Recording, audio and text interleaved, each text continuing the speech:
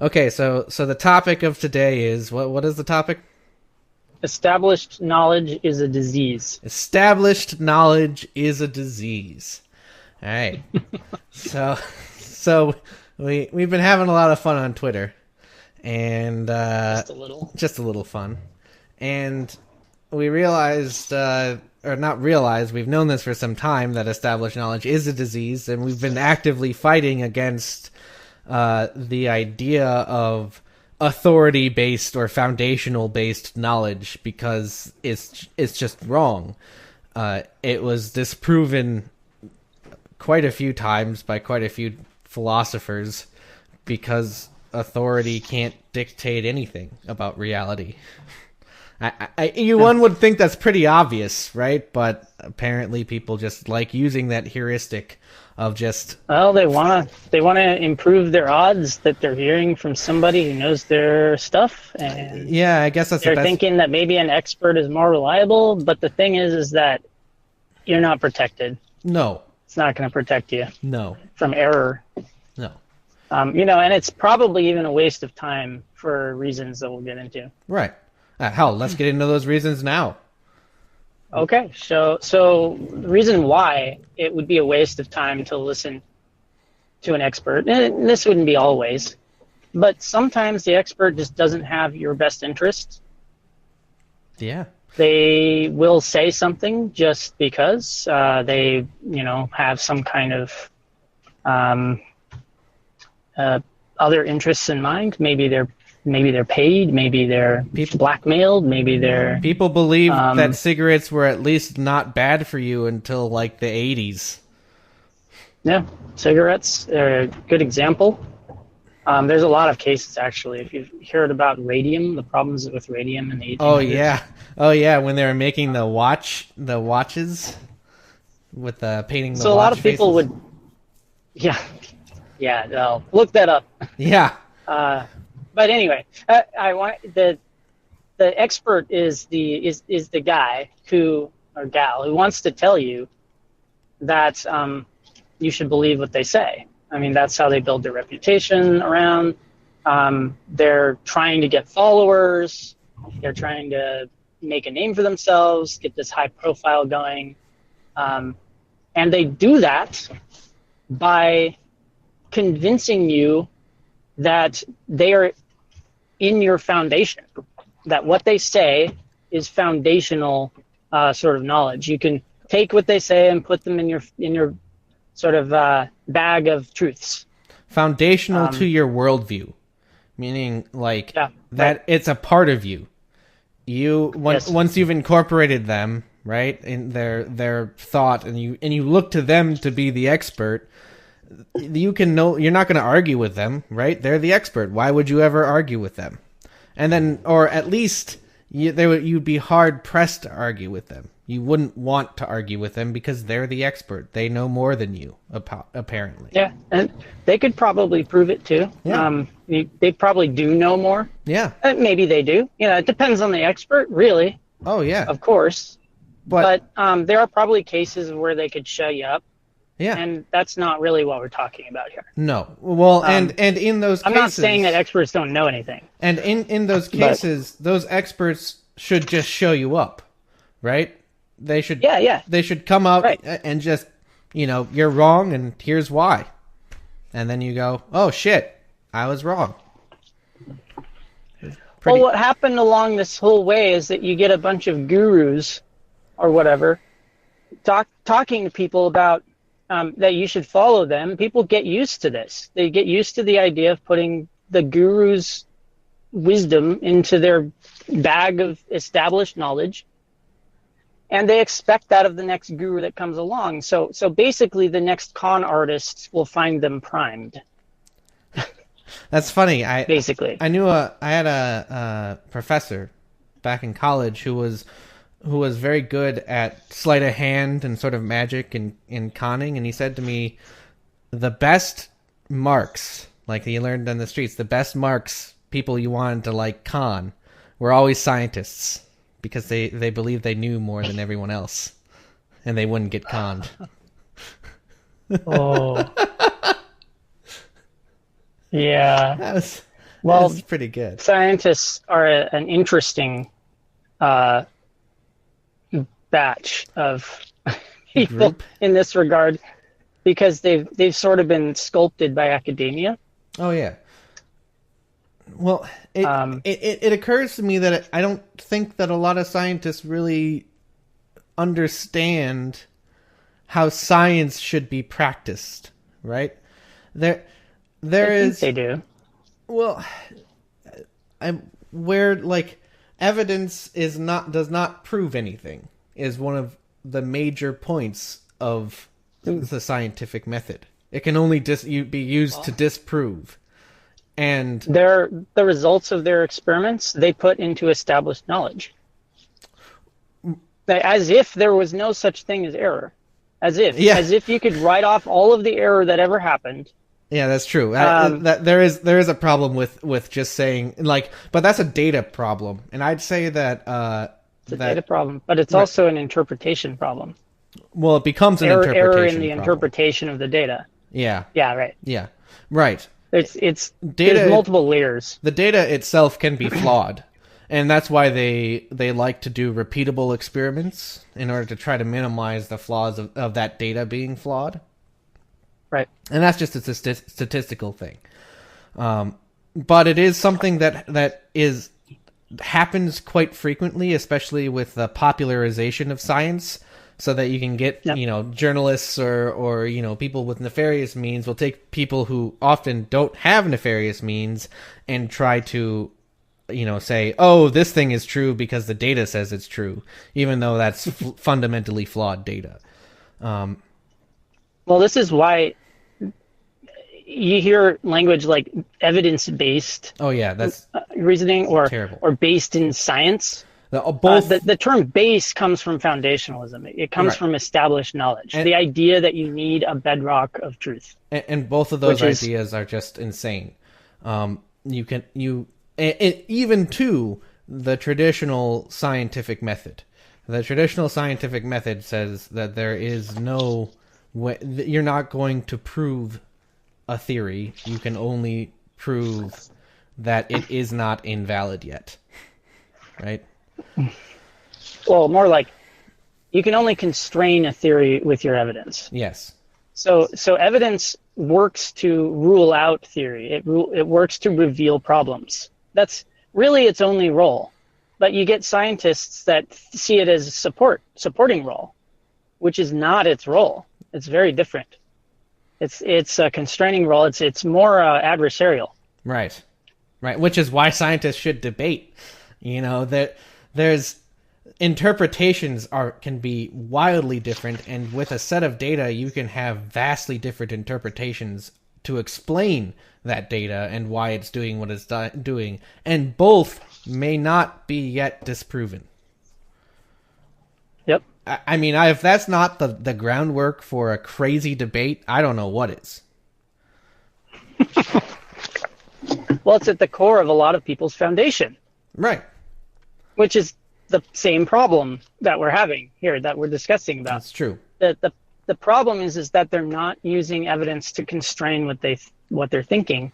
They're using it to support what they're thinking. Yeah. So they're saying, I believe this because evidence says that. Right. But the thing is, they should say, we don't believe this other theory because the evidence shows that to be false. And my current theory is potentially wrong because it's fallible. Right. And probably is in some way, and I expect that we will eventually find where it's wrong. So we will continue to test because that's what we do. Yeah. It's pretty simple. So evidence is really, really important, and they're right about that. Yeah. And that's important. exactly what science is all about. But the aim of science is not to gather evidence, it's to explain the evidence. Yes. And explanations can come from anywhere. They don't have to be from scientists. Right? Yeah. They could be floating around. Someone wrote it down on a sidewalk. Yeah.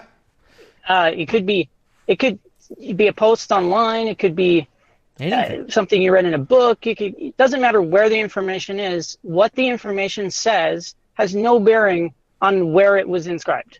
Right. Or who said it. Right. Has no bearing. No bearing. logical connection. Yep. Whatsoever. But a lot of people will get fixated on the source anyway. They'll say, well, in the past they've been pretty accurate, I think. Or in the past So I'm they've gonna start always listening been to wrong. them.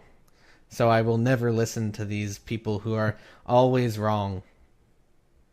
But again, this is another sign of foundationalism creeping in, this established knowledge, because this expert is now in our foundation.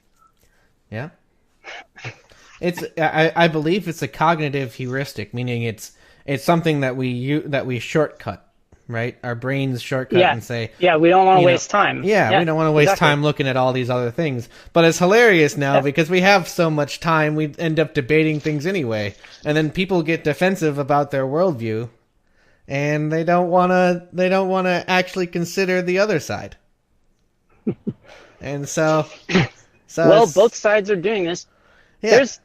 We jumped into a Twitter brawl today, and it was Twitter brawl. It was great, but both sides are kind of doing the same thing, and so all we're doing is basically poking at the inconsistencies in what people are saying. So it's just more of the if you poke at somebody's inconsistency that happens to be in their foundation, they're going to get butthurt. Yeah. They don't like it. Yeah. And this is another problem about established knowledge, is because they start getting very defensive and upset immediately. Yeah, because you're poking at their foundation, something they worked very hard to build. So so they're fighting to defend an idea. Right. that is probably wrong. And if it's a logical inconsistency, it is wrong. And so their idea is going to be shown to be wrong because it is wrong. You're not going to stop it from being wrong. You're just going to make yourself... It doesn't matter. Yeah. It doesn't even matter if you're wrong. No. It makes no difference. We're all wrong in some way, and we're just trying to figure out how. Yeah. And why. Yeah. And just keep improving. That's... Everyone... I don't think there's a single human on the planet... It's natural. That is right all the time. I would love to know a single human on the planet throughout time. I'll give you every single human that has ever lived. It should go without saying that there is no such thing as a reliable source. Doesn't matter how smart they are, how much experience they have, how long they've been working in a field of science, how well respected they are. It doesn't matter. None of that matters. What matters is if they are able to explain the thing well. That's it. Yeah. And you can tell that it explains it just by hearing what they have to say and taking it seriously. If you take what they have to say seriously, well, and then you can tell and by taking what it its merits and flaws are. And by taking it seriously, you run it through a gauntlet. You say, okay, if this was true, assuming that this is true, and you can do a various different tests on it, but one of my favorites is assuming this is true, what would that mean? If the follow the logic. It's deduction, basically. Yeah, follow the logic. You're just... How would my worldview look at that point? If that were true, how would my worldview look? Right? So you have to see if it's logically inconsistent. Yep. And if it's logically inconsistent, you really don't need to move on towards science or testing. Really? Right. But if you can't figure out if it has any logical inconsistencies in sort of a philosophical way, then you should, if it survives that philosophy, part of it, then you should move on to the next stage of that gauntlet, to the science stage, where you actually run tests, as long as there are expectations that could be tested. Some things don't get that far because they're firmly in the realm of philosophy. Right. Because there's no test. There's a lot of things that could go on to science. Right. And we can test them in a scientific manner. It's easy to test something. You just make, you state what your expectation is. Yeah. You figure out how to show whether that expectation is right or wrong. Yeah. And you go ahead and do that. Yep. And that's actually just what science is. That's what it does. So you don't have to be a scientist to practice science, is what we're saying. You don't need credentials. You don't need a degree. You don't need your scientist certification. No. You don't need a fancy title. Nothing.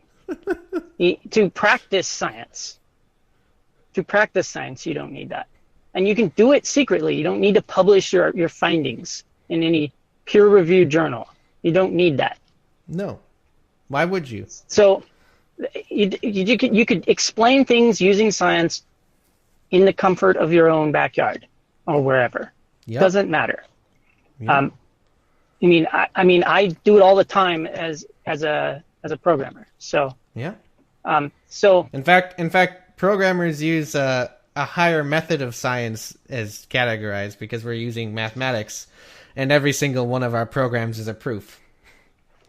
So exactly, but that's one of the last stages of the gauntlet. I think close to the end is basically it's a test of whether you can build it. Right. And if you can build it, you've proved that you understood how to build it. Yep. It's a proof. That's why they call it a proof. So when you're programming something, you're actually just building proofs for that understanding.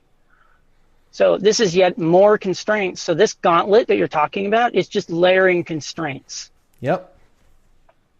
You're not supporting anything. Nope. You're just trying to rule things out with different layers of logic. There's a philosophical layer where you're just trying to find logical inconsistencies. There's a scientific layer where you're trying to find where expectations are wrong. And then there's an engineering layer where you're trying to figure out if you can really build this thing and build a proof for it. And even then, it still might eventually break. Yep. And we know that all the time because as software developers, things break all the time, everywhere. All the time. Forever. So, so we're usually wrong about something somewhere. So even though it works most of the time, and you don't really see any problems, that doesn't mean nothing will ever crop up. Right. So it's just a never-ending cycle of constraint. Yeah. And it's that simple. And then building... There's no need for any foundation in any of it. Yeah. Yeah, no, you just take the next, best guess on what that is for a specific instance of something, and you use that. And then when it's done, you throw it away. When it's proven wrong, throw it away. Doesn't matter anymore. We should not treat our ideas like children. They're not our children. They're more like enemies. They're more like our enemies. They're like an armor. They're like a suit of armor that could fail you. You want to be really skeptical, and you want to test it. Search for kinks. Yeah, that's not bad. Problems in the quality. Yeah. Because especially explanations, because explanations are guesses that you really want to layer on the constraint for them, because the more constraint they have, the better the guess they are.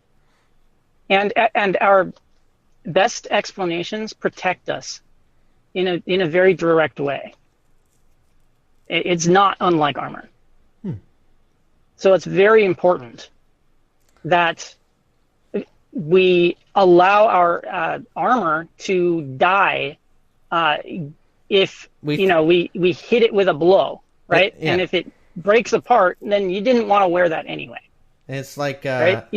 like Kevlar You're glad armor. that it blew apart in your test. Yeah. And not when you're actually in battle. Yeah. Right? That's right. I think we're going to wrap it up. Yep, that's a good time. We should ask that if anyone's made it this far, good on you. And yeah, that would have struggled. Yeah. And please, we'd love to hear some comments and some theories and just anything you want to put down there. Just let us know. Whatever you're thinking. Whatever you're thinking. Thoughts. Crazy, not crazy. Comments, whatever. Anything. We'd love to hear it. All right. Trolls. Trolls. Whatever. Whatever you like. All right. Well, we're taking off.